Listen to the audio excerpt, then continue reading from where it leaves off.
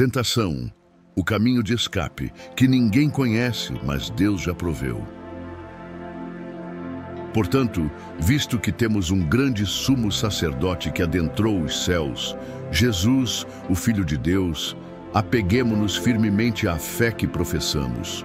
Pois não temos um sumo sacerdote que não possa compadecer-se das nossas fraquezas, mas sim alguém que, como nós, passou por todo tipo de tentação, porém sem pecado.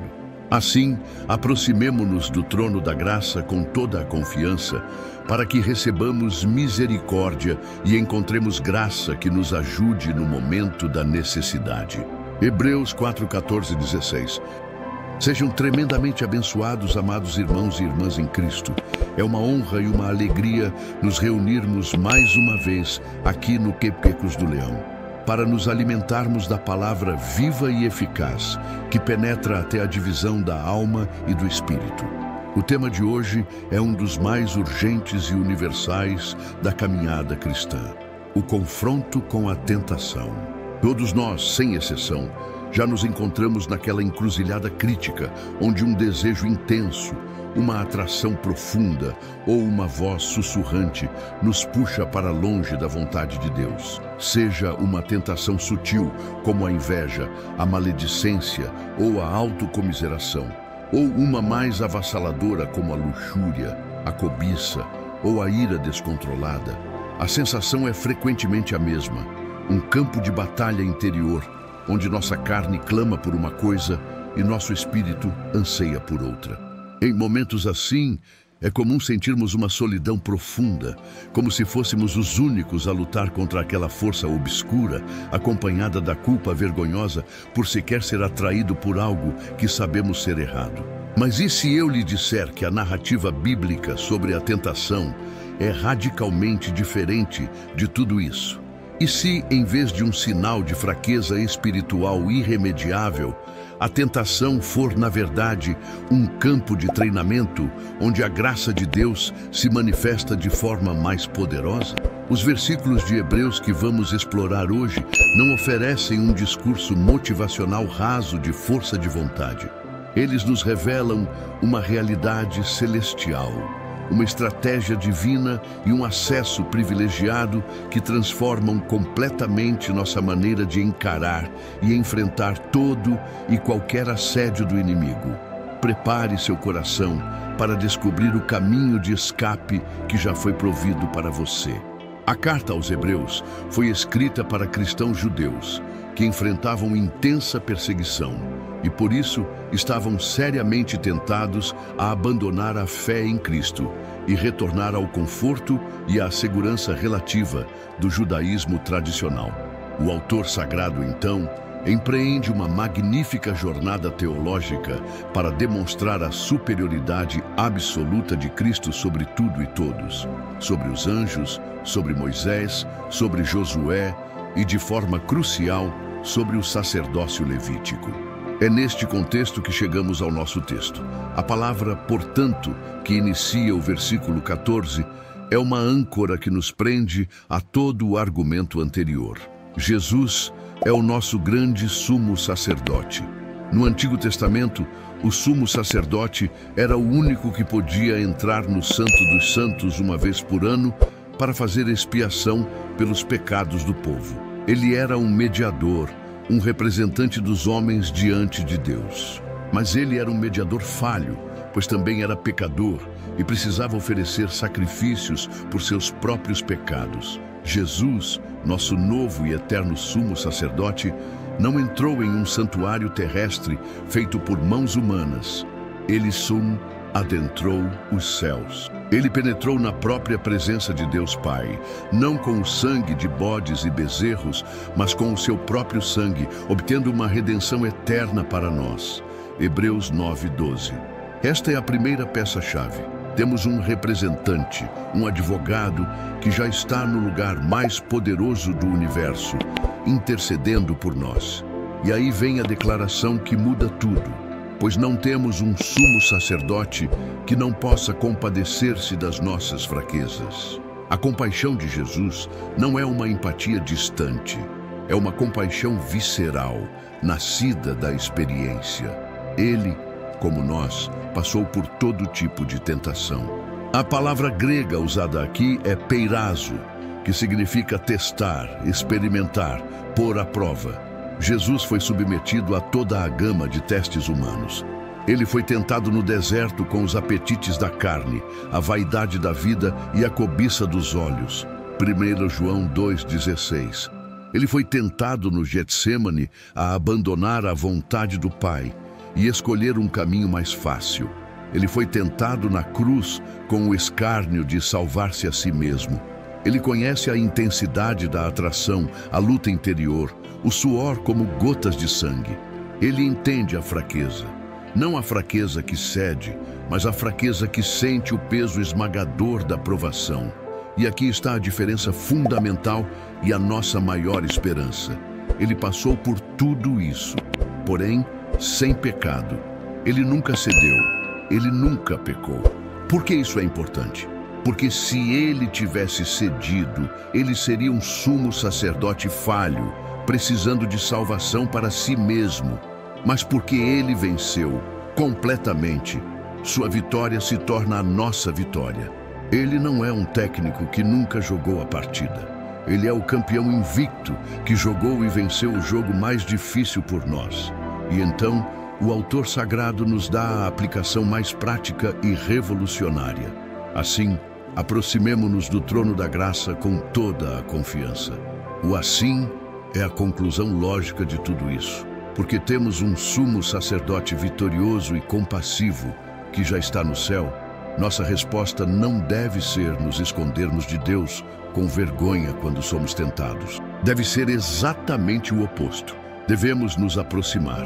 O trono de Deus, que para o pecador não redimido é um trono de juízo, para nós, em Cristo, tornou-se um tal trono da graça.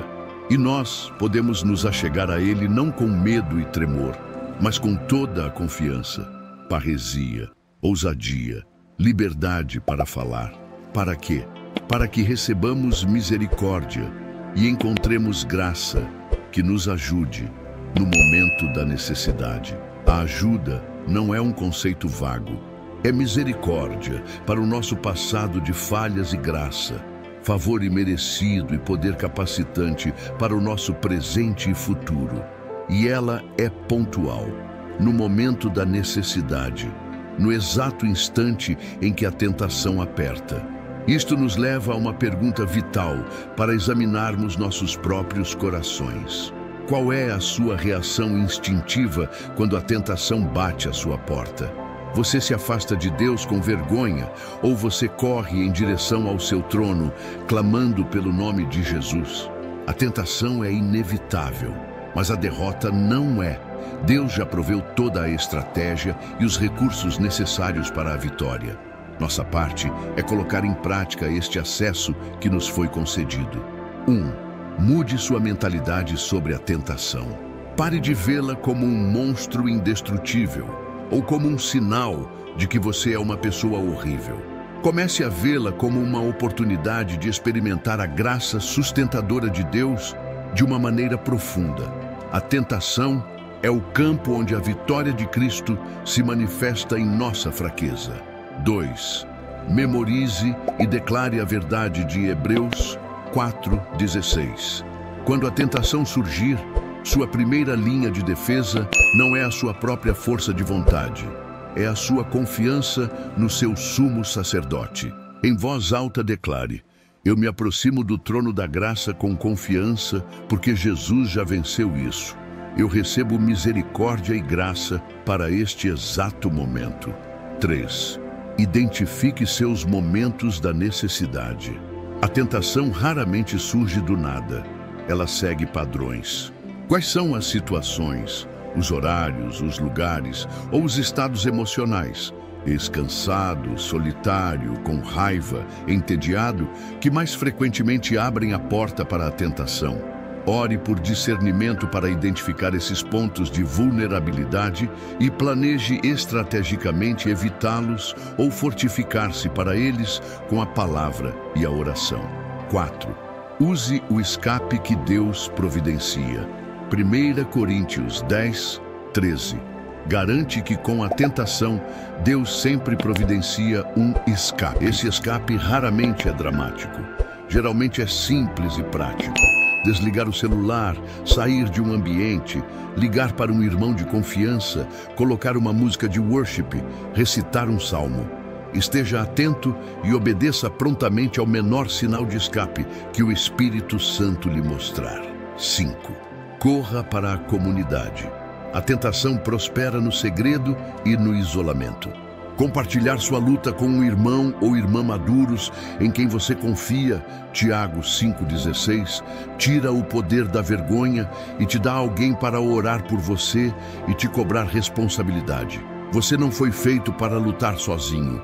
Irmãos, a batalha é real, mas a vitória já está garantia em Cristo. Agora vamos nos achegar juntos ao trono da graça, justamente como o texto nos ensina. Vamos clamar com ousadia pelo nome daquele que já venceu por nós. Senhor Jesus, nosso grande sumo sacerdote e advogado fiel, nós te agradecemos hoje porque tu não és um salvador distante e impassível. Tu entras profundamente em nossa humanidade, em nossas lutas e em nossas fraquezas. Obrigado porque foste tentado em todos os aspectos como nós, mas permaneceste sem pecado. Tua vitória perfeita é a nossa esperança e a nossa garantia.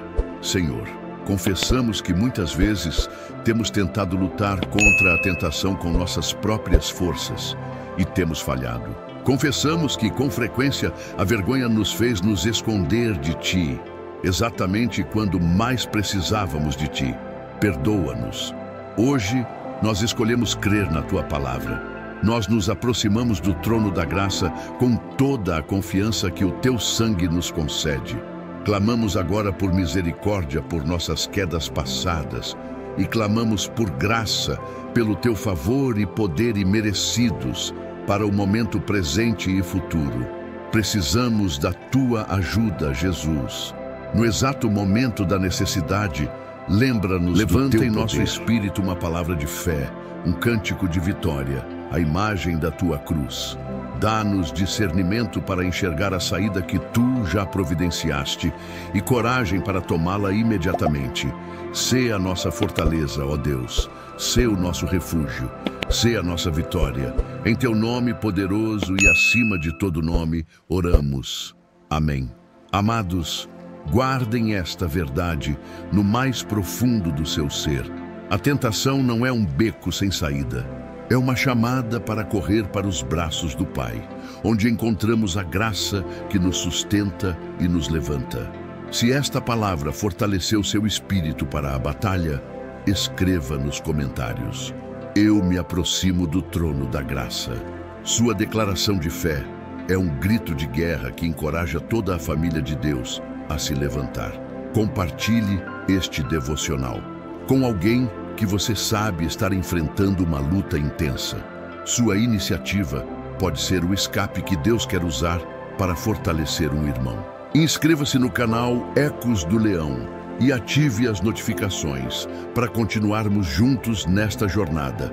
Amanhã teremos uma palavra poderosa sobre a direção de Deus para nossas vidas. Lembrem-se, em Cristo, vocês não estão lutando para ter vitória. Vocês estão lutando a partir da vitória que Ele já conquistou. A paz do nosso Senhor e Salvador Jesus Cristo, que excede todo entendimento, guarde o coração e a mente de cada um de vocês.